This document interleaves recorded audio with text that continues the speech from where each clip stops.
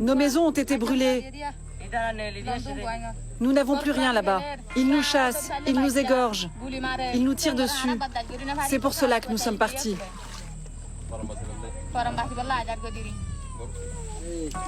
Allez-y, descendez.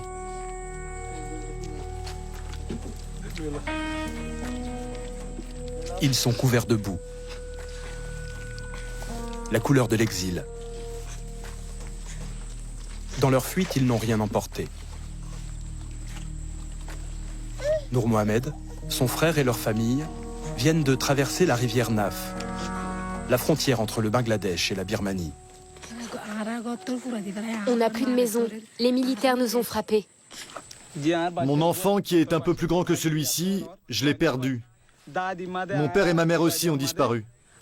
Quand ils ont brûlé le village, j'ai pris ma femme et les enfants qui étaient là, et j'ai couru aussi vite que possible.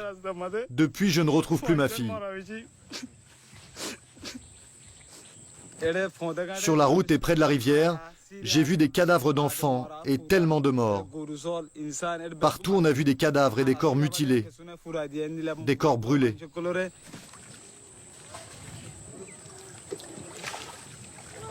Les réfugiés Rohingyas sont accueillis par les gardes frontières bangladais.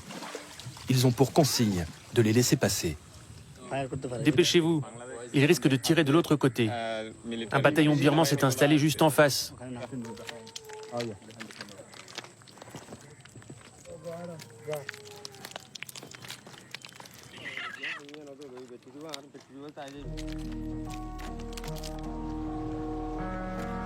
Après 5 jours et 4 nuits passées à fuir, à se cacher, Nour Mohamed et les siens sont à bout.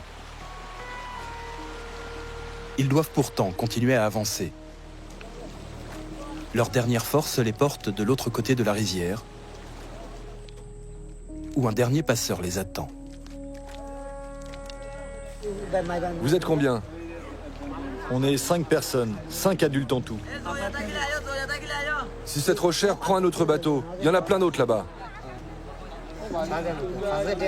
Leur langue est proche du bengali parlé dans toute la région. Allez-y, asseyez-vous là. Mets-toi devant, toi.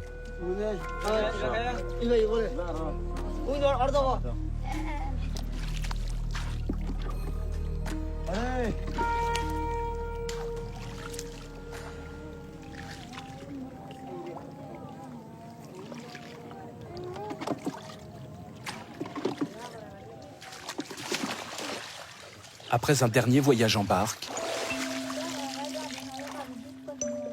la délivrance. Alors ça va mieux? Ça fait du bien, hein?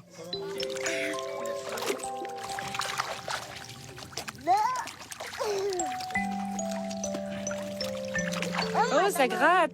Les enfants profitent enfin d'un court moment de répit, en sécurité. C'est la première fois qu'on se lave depuis qu'on a fui le village. Quand on l'a quitté, après, on n'a fait que marcher. On dormait dans les collines, on devait se cacher. On n'a jamais eu le temps de se reposer. Tout ce qui comptait, c'était rester en vie. Ces 5 jours sont finis maintenant. On peut enfin s'arrêter.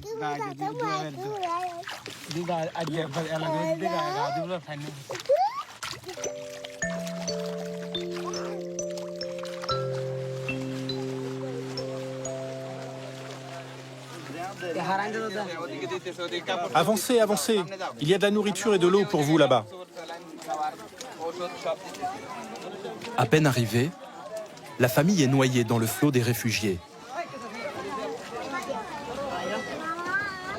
Une association leur vient en aide. Un sac de riz soufflé. Leur premier repas depuis 5 jours. Ceux qui ont reçu du riz, allez-y. Les autres, on va vous en donner. Immédiatement, Nour Mohamed recherche son fils et ses parents.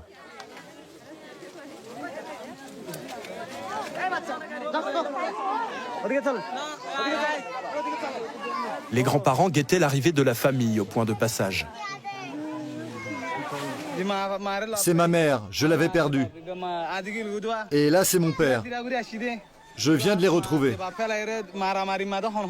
Je me sens mieux, mais il me manque ma fille. Je ne sais toujours pas si elle est vivante ou morte. Si elle est vivante, quelqu'un me la ramènera. Mais si elle est morte, je ne la reverrai jamais.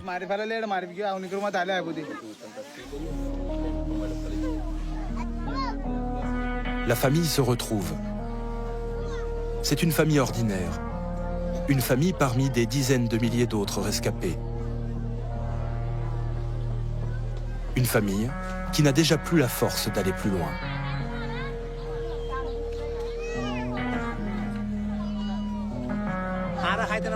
Moi, je ne suis pas venu parce que j'avais faim. Je ne suis pas pauvre. J'avais beaucoup de riz, des provisions pour au moins 1 an. Là-bas, j'ai 30 buffles et une ferme à poissons. J'ai 4 maisons à plusieurs étages, une pour moi et une pour chacun de mes fils. Et chacune de ces maisons a été brûlée. J'ai vu des militaires brûler des villages. Regardez, on peut même le voir d'ici.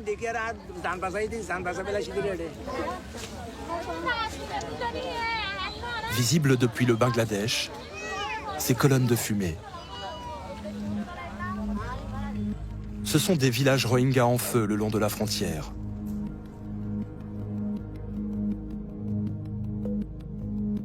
Tout commence le 25 août dernier par une déclaration de l'ARSA, l'armée de libération de l'Arakan. Ce groupe de combattants jusqu'alors inconnus dit vouloir défendre la cause des Rohingyas, une minorité musulmane discriminée depuis des décennies. Nous menons une guerre de défense sur notre terre pour libérer notre peuple du brutal régime birman.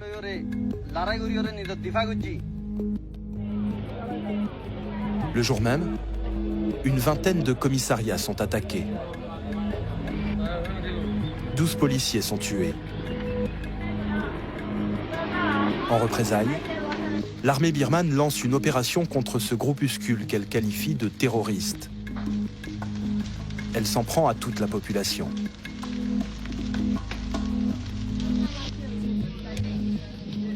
Pour des centaines de milliers de civils, c'est l'exode. Ces images sont filmées par un Rohingya en fuite. Avec tout son village, il se cache dans la jungle avant d'essayer de rejoindre le Bangladesh.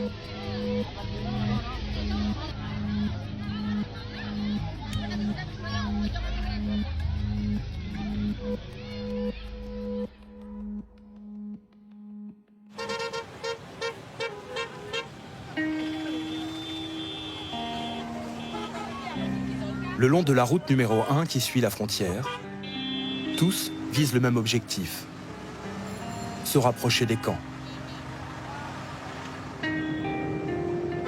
Là-bas, Nour Mohamed espère trouver de l'aide, après une nuit passée dans un abri de fortune. La mousson n'est pas terminée, il lui faut d'urgence trouver un endroit pour s'abriter. Mais après 45 minutes de route, le chauffeur refuse d'aller plus loin. Il veut plus d'argent. Sans état d'âme, il abandonne la famille à l'entrée d'un village.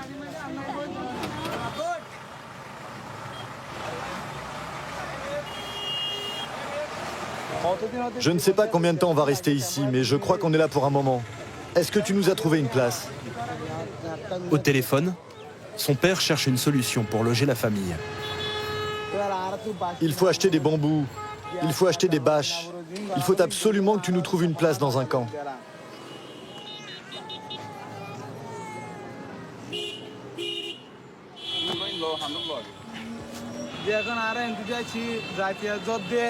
Comme on n'a pas encore trouvé de place dans un camp, là on va s'installer de l'autre côté de la route en attendant. On m'a dit que là-bas dans le camp, ils donnent des bâches. Nous, on n'en a pas. Alors là, on essaie juste de rester ici et de s'installer dans cet endroit. On va rester ici pour cette nuit. Mais alors qu'il installe sa famille, le sort s'acharne. L'un de ses enfants vient de se faire renverser par une voiture.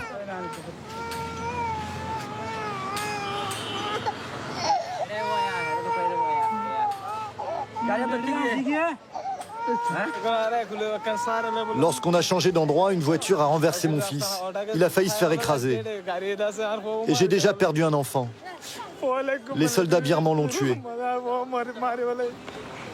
Son fils est blessé. Il faut faire vite et trouver un médecin. Guidé par un voisin, Nour Mohamed se dirige vers l'échoppe du pharmacien.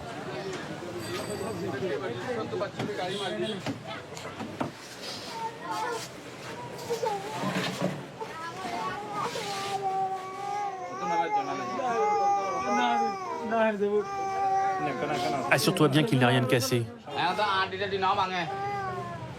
L'incident attire le maire du village. Le jeune garçon s'en sort avec des hématomes. Rassure-toi, ton enfant n'a rien. Ne pleure pas, ne pleure pas. Par rapport aux réfugiés Rohingyas des années passées, là, c'est vraiment tragique. Certains sont blessés, certains sont complètement traumatisés. Cette fois, c'est affreux. Par ici, nous avons beaucoup de terres inoccupées, des terrains libres où on pourrait les accueillir. Mais vu le nombre de réfugiés qui sont arrivés, même les autorités n'ont pas de solution. Elles ne savent pas à qui donner des terrains, elles n'arrivent plus à gérer la situation. Elles sont complètement dépassées.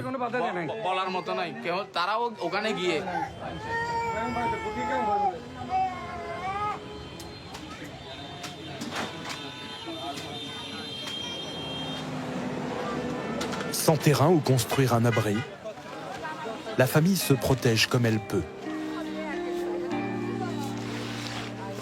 Grâce à cette bâche, offerte par un villageois.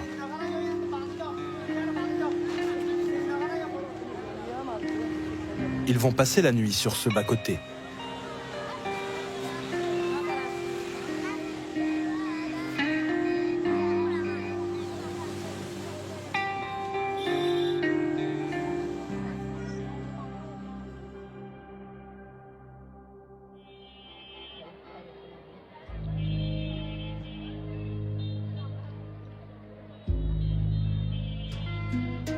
Voilà à quoi ressemblent les fameux camps dont rêvent Nour Mohamed et tous les réfugiés. Des milliers de cabanes construites à la hâte. Un campement gigantesque, improvisé en quelques jours le long de la frontière. En 2 semaines seulement, plus de 200 000 Rohingyas se sont déjà installés dans ces collines. Mais malgré l'ampleur de la crise humanitaire, les ONG internationales sont quasiment absentes. Engluées dans des procédures, bloquées par l'administration bangladaise, qui ne voit pas d'un très bon œil leur présence sur son sol.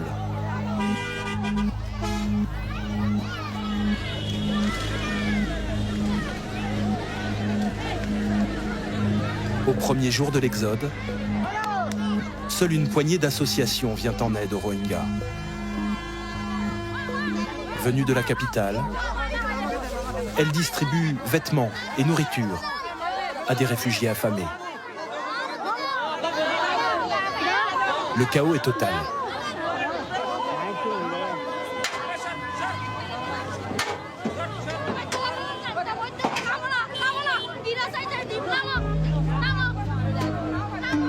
Nous ne sommes pourtant qu'au tout début de la crise. Par les rivières, mais aussi par la mer, les réfugiés affluent.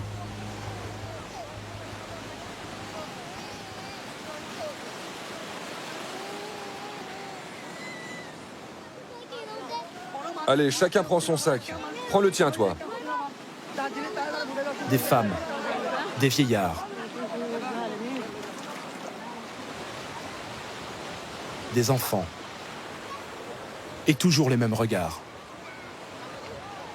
Vide. Tout le monde a été tué. Mon père, ma mère, mon frère, ils sont tous morts. Les soldats l'ont égorgé. Qui ont-ils égorgé? Mon fils. Il avait 6 ans.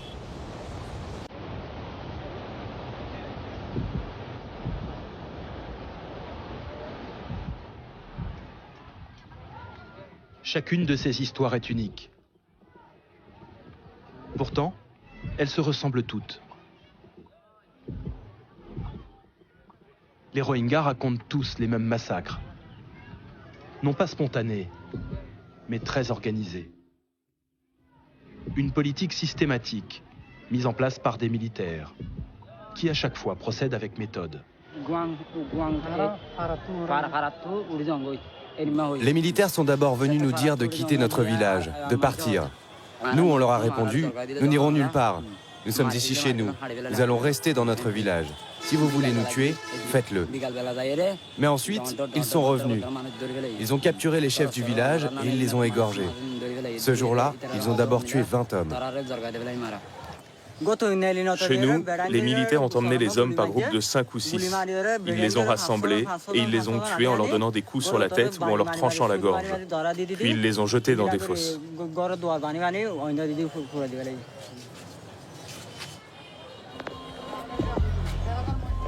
Les soldats s'en prennent ensuite aux femmes et aux enfants. Une politique de la terreur pour les faire fuir, à tout jamais. S'ils trouvent un gamin comme celui-là, ils l'attrapent, ils l'égorgent et ils le jettent. Les femmes aussi ont été persécutées de manière cruelle. Les plus vieilles ont été égorgées et les jeunes, les plus belles, ont été capturées et traitées de manière inhumaine. Elles ont été violées et violées encore.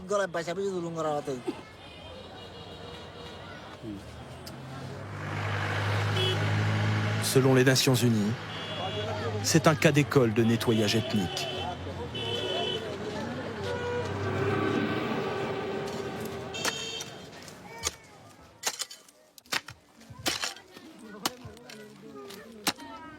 Après des jours de recherche, Nour Mohamed a enfin trouvé un endroit pour installer sa famille, à l'écart des camps qui grignotent peu à peu les collines.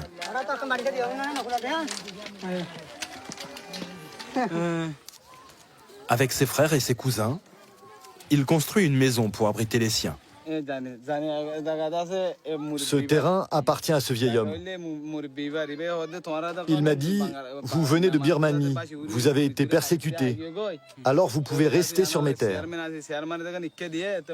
Cet homme est d'accord pour qu'on construise notre maison ici. Faut mettre plus de cordes là. Nazir Hussain est un notable. Sur ses terres, il héberge déjà une centaine de familles Rohingyas. Mes terres, elles vont jusque là-bas. Et de l'autre côté, c'est pareil, jusqu'au bout là-bas. Et puis là, et là, jusqu'à la colline. Bien sûr que toutes ces terres, je ne vais pas pouvoir les faire fructifier. Mais le pays veut les aider, alors je me suis dit que ce serait bien que moi aussi je les aide.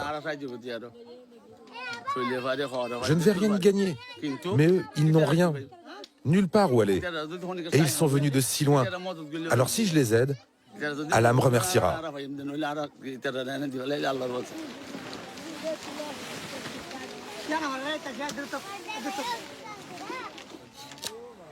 La famille a enfin un toit. Premier instant de sérénité après des journées d'errance.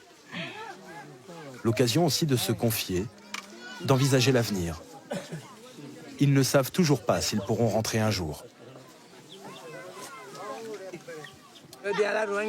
Si les Birmans acceptent les Rohingyas, s'ils reconnaissent l'identité des Rohingyas, alors nous retournerons peut-être un jour en Birmanie.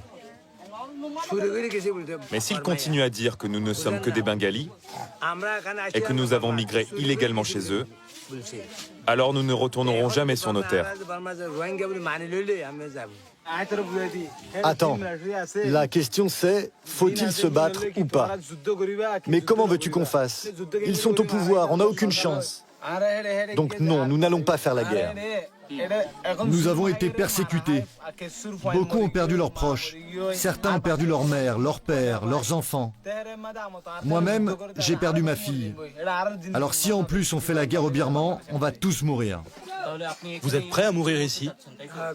Est-ce que j'ai le choix?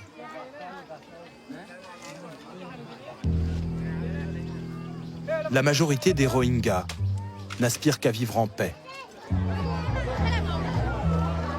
Mais dans le flot de réfugiés, nombreux sont prêts à saisir la première main tendue.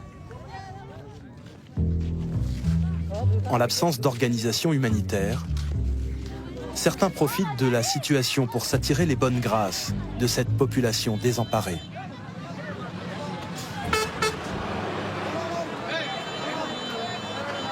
Ces drôles de pèlerins ont traversé la moitié du pays en bus pour venir aider leurs frères persécutés. Ils sont membres d'Efajat et Islam, une organisation islamiste très puissante au Bangladesh, qui réclame la peine de mort pour le blasphème, la corde pour les non-croyants. Cet homme est professeur de religion. Il a organisé le voyage pour 35 de ses congénères. C'est incroyable. Un peu de patience, un peu de patience. Ce matin, il distribue du sirop pour la toux à des réfugiés affamés. Et toi, c'est quoi ton problème? On n'a pas mangé, on a faim. Tu tousses, c'est ça? Tu lui donnes une cuillerée, 3 fois par jour. La crise des Rohingyas est surtout l'occasion d'affirmer leur présence sur le terrain politique.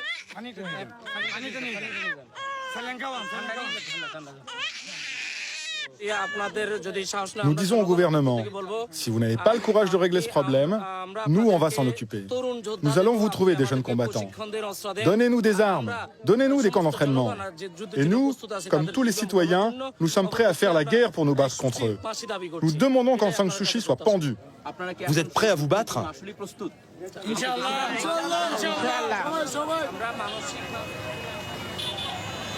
Un peu plus loin, un autre groupe de militants, la même organisation. Hé toi, viens par ici, viens par ici. Le chef est en pleine opération de communication, très affairé à aider les pauvres. Allez, poussez-vous, dégagez maintenant.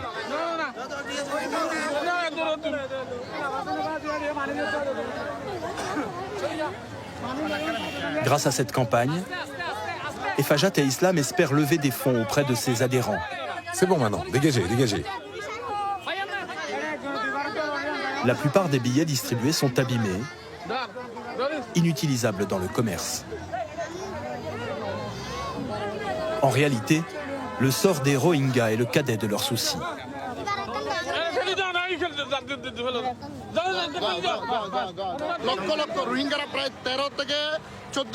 Les Rohingyas sont des centaines de milliers. S'ils restent ici, le chômage va augmenter.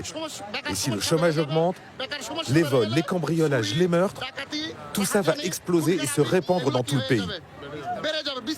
C'est pour ça qu'on ne peut pas les laisser rester ici sur le long terme. Il faut les déporter dans leur pays, là où ils ont leurs terres.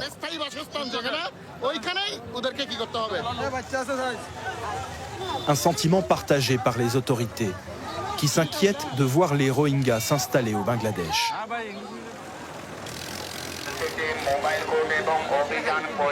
Avis à la population, des tribunaux mobiles vont être déployés pour juger tous ceux qui hébergent des Rohingyas chez eux, quel que soit leur nombre.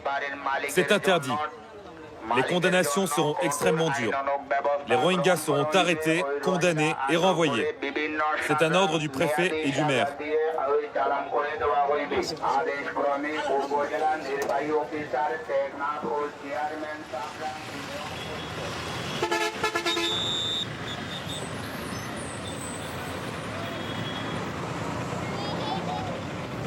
Ne vous rassemblez pas ici, on ne veut pas de foule ici. Chaque jour, soldats et policiers recherchent les Rohingyas installés dans les villages pour les rassembler dans des camps. Vous êtes en train de vacciner les enfants, là? S'il y a des Rohingyas ici, il faut qu'ils aillent dans un nouveau camp qui est en train de se construire, là-bas, de l'autre côté de la route.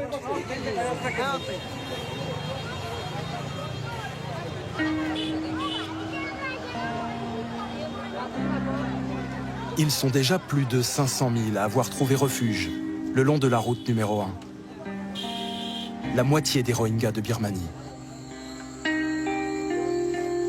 Pour tous ces exilés, c'est une nouvelle vie qui commence. Une survie, accrochée à l'espoir de retrouver un jour leurs proches disparus. Mon enfant est resté là-bas. On ne l'a pas retrouvé. Il est perdu en Birmanie. Retrouver leur terre. Se voir enfin reconnaître une identité. Si la communauté internationale trouve une solution, nous pourrons retourner chez nous. Sans ça, ils nous tueront. Nous avons tout perdu. Nous voulons la justice. Rien d'autre que la justice.